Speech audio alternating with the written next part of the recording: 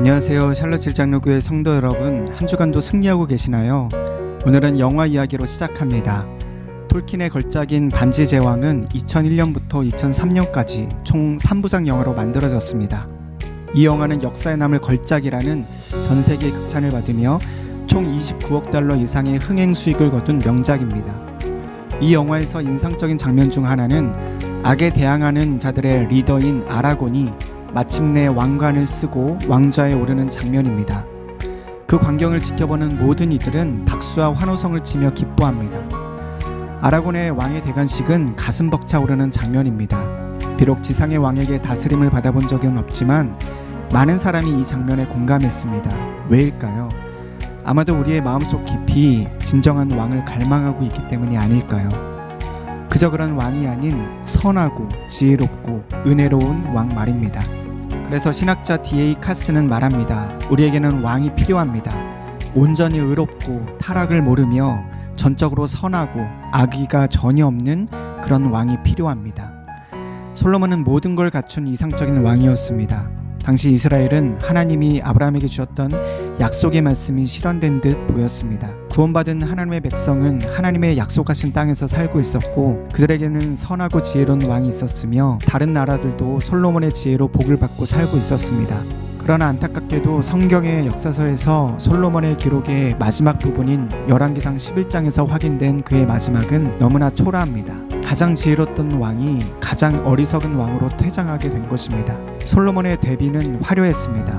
앞장인 열왕기상 10장은 솔로몬의 위대한 지위와 막대한 부를 상세하게 기록하고 있습니다. 스바의 여왕이 솔로몬의 지혜와 명성을 확인하고 싶어서 예물을 갖고 찾아왔고 하나님께서 그에게 주셨던 수많은 복들을 직접 눈으로 확인하고 그의 깊은 통찰력에 매혹되었던 사건을 묘사하면서 솔로몬이 얼마나 많은 소유물을 가졌는지 성경은 아주 상세히 보여주고 있습니다. 하나님은 솔로몬에게 지혜뿐 아니라 그가 구하지 않았던 부귀, 영화, 그리고 영광까지 모두 주셨습니다. 그런데 하나님께서 허락하신 이 축복은 단 한 가지 조건이 있었습니다. 하나님의 말씀을 잘 지키면 다윗과 솔로몬으로 시작된 왕국을 지켜주시겠다는 약속이었습니다. 그러나 솔로몬은 하나님의 말씀에 순종하지 못했습니다. 그 결과 그의 왕국은 둘로 쪼개지게 됩니다. 그리고 왕국이 분열되고 그는 많은 고난을 당해야만 했습니다. 하닷, 르손, 여로보암 등 수많은 대적자들이 나타나 솔로몬을 괴롭혔습니다. 일찍이 하나님은 이방 백성들과의 결혼에 대해 그들과 통혼하지 말 것을 분명하게 말씀하셨습니다. 왜냐하면 이방인과의 결혼을 통해 하나님을 버리고 이방신을 따를 것이기 때문입니다. 또한 신명기 17장에서 하나님은 이스라엘 왕은 아내를 많이 두지 말라고 말씀하셨습니다. 그러나 솔로몬은 하나님의 말씀을 순종하지 않고 많은 이방 여인들과 결혼합니다. 1절에서 그가 결혼한 여인들에 대해 기술하고 있는데 그들은 파라오의 딸, 모압 족속, 암몬 족속, 에돔 족속, 시온 사람과 헷 족속의 여인들입니다. 모압과 암몬은 롯의 두 딸과 관련이 있고 에돔은 에서와 관련이 있습니다. 시돈과 헷 족속은 가나안 사람을 말합니다. 주변 민족들은 정치적인 목적을 갖고 솔로몬과 결혼 동맹을 맺어서 이스라엘과 전쟁하지 않고 평화를 도모하고자 했습니다. 솔로몬은 하나님의 말씀을 무시하고 이방 여인들을 거절하지 않고 아내로 맞이합니다. 3절에서 솔로몬의 죄에 대해서 성경은 상세하게 기록하고 있습니다. 그는 후궁 700명, 첩이 300명, 총 1000명의 아내를 두었습니다. 더 나아가 솔로몬은 이방 여인들과 함께 이방의 우상들을 허용하고 받아들였습니다. 나이가 들어가면서 그는 더더욱 이방 여인들의 요구를 모두 받아들였습니다. 그녀들을 위해 신전을 건축하고 그곳에서 이방 여인들은 우상을 섬겼습니다. 이런 우상 숭배가 이스라엘 전역으로 번져나갔습니다. 그런 솔로몬에게 하나님은 2번이나 나타나 경고하셨습니다. 그러나 그는 듣지 않았고 걷잡을 수 없고 돌이킬 수 없는 우상 숭배의 길로 빠져들었습니다. 11절에서 13절까지 결국 하나님은 솔로몬에게 그의 왕국을 빼앗아 그의 신하에게 넘기겠다고 말씀하십니다. 하지만 은혜를 베푸신 하나님께서는 그의 아버지 다윗을 생각해서 그 재앙을 솔로몬이 아닌 그의 아들 르호보암 때에 시행하겠다고 말씀하십니다. 또한 그 나라를 다 빼앗지 않고 12지파 중 한 지파는 남겨주겠다고 말씀하십니다. 하나님의 심판의 말씀은 분명 솔로몬에게 큰 충격이었을 것입니다. 하지만 왕국을 빼앗기는 고통보다 더 심각한 문제는 솔로몬의 우상 숭배를 계기로 그 아들 르호보암과 온 이스라엘이 우상 숭배의 길로 빠지게 되었다는 것입니다. 결국 이스라엘은 수년 뒤에 바벨론의 포로가 될 것입니다. 솔로몬의 어리석은 결정이 우상 숭배를 낳았고 그 결과 자신뿐 아니라 가정과 국가 모두에게 불행과 비극을 가져온 것입니다. 그런 면에서 어리석음과 우상 숭배는 밀접한 관련이 있습니다. 우상 숭배는 주님보다 다른 무엇을 더 사랑하는 것입니다. 어리석음은 주님보다 다른 무엇을 우선시하는 것입니다. 어리석은 선택에는 늘 우상 숭배가 수반됩니다. 그러므로 우리의 신앙의 중간지대란 없습니다. 우리가 하나님을 선택하지 않는다면 필연적으로 세상을 사랑하는 우상 숭배의 길로 빠지게 됩니다. 그리고 그 잘못된 선택의 끝은 결국 멸망입니다. 그토록 지혜로운 솔로몬이 왜 이처럼 어리석은 길로 가게 된 것일까요? 왜 자신에게 한없는 축복을 주신 하나님의 말씀에 순종하지 않았을까요? 그 이유는 솔로몬이 스스로 자신의 마음을 지키지 못했기 때문입니다. 성경은 반복해서 그가 마음을 돌렸다라고 강조하고 있습니다.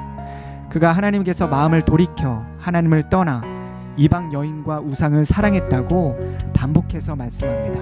솔로몬은 하나님께 마음을 고정하고 끝까지 그분을 선택하고 그분의 말씀에 순종해야만 했습니다. 하지만 그는 자신의 마음을 하나님에게서 돌이켜 이방 여인들에게 내어주었습니다.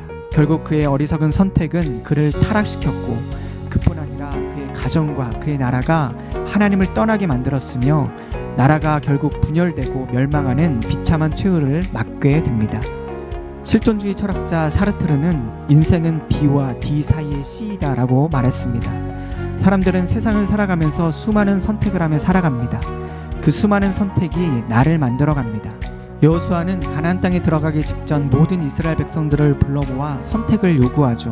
너희가 섬길 자를 오늘 택하라. 오직 나와 내 집은 여호와를 섬기겠노라. 그 선택이 한 사람, 한 가정, 더 나아가 한 나라의 운명을 바꾸는 것을 봅니다. 오늘 우리는 어떤 선택을 하고 있습니까? 하나님을 선택할지 우상을 선택할지 매 순간 고민하는 우리에게 성경은 내 선택이 얼마나 큰 파장과 결과를 가져오는지를 교훈합니다. 발타사르 그라시아는 말합니다. 아름다운 시작보다 아름다운 끝을 선택하라. 누구나 삶의 아름다운 결말을 맞이하기를 원합니다. 내 삶의 멋진 엔딩을 맺을 수 있는 유일한 비결은 매 순간 선택의 기로 앞에서 하나님의 말씀과 그분의 뜻과 그분의 길을 선택하는 것입니다. 그때 우리는 어리석은 자의 길이 아닌 참된 지혜의 삶을 참된 지혜자의 길을 걸어갈 수 있습니다. 그 선택에 하나님은 내 삶의 시작과 마지막을 아름답게 열매 맺게 해주실 것입니다. 결국 가장 지혜로운 왕이라도 더 큰 지혜가 필요합니다. 솔로몬이 아무리 위대하다 하더라도 그의 뒤에 훨씬 더 위대하신 왕이 오실 것입니다.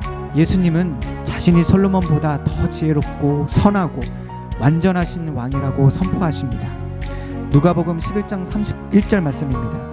심판 때에 남방 여왕이 일어나 2세대 사람을 정죄하리니 이는 그가 솔로몬의 지혜로운 말을 들으려고 땅끝에서 왔음이거니와 솔로몬보다 더 큰 이가 여기 있으며.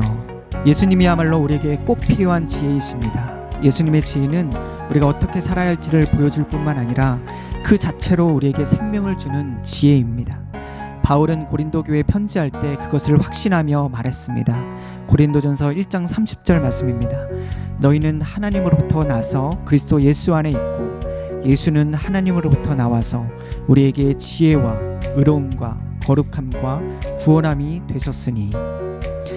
예수님은 죄로 인해 영원한 형벌을 받을 수밖에 없는 우리를 십자가의 죽음과 부활을 통해 구원하실 수 있는 하나님의 지혜가 되십니다. 진정한 지혜는 오직 예수 그리스도 안에서만 찾을 수 있습니다. 따라서 우리는 예수님이 모든 지혜의 원천이심을 날마다 고백하고 인정하고 그 길을 선택해야 합니다. 오늘 우리는 지혜의 왕이 어리석은 왕이 되어가는 결말을 살펴보았습니다. 솔로몬의 타락의 과정을 보면서 내 마음을 지키고 하나님을 사랑하며 하나님의 말씀을 붙들고 사는 것이 얼마나 중요한 것인지를 배우게 됩니다. 성경의 가장 위대한 영웅들조차 지혜가 아닌 어리석음을 선택할 수 있다는 것을 보면서 우리의 왕 되신 예수님께 더욱더 소망을 품게 됩니다. 우리는 솔로몬과 같은 지혜자에게서 많은 것들을 배우지만 솔로몬이 주는 모든 지혜로운 잠언과 명언을 통틀어서 그에게서부터 얻을 수 있는 최고의 교훈은 우리에게 예수님이 절실히 필요하다는 사실입니다. 남은 한 주간도 주일을 준비하며 지혜의 길을 선택하고 걸을 수 있는 복된 우리가 될 수 있기를 간절히 축복합니다.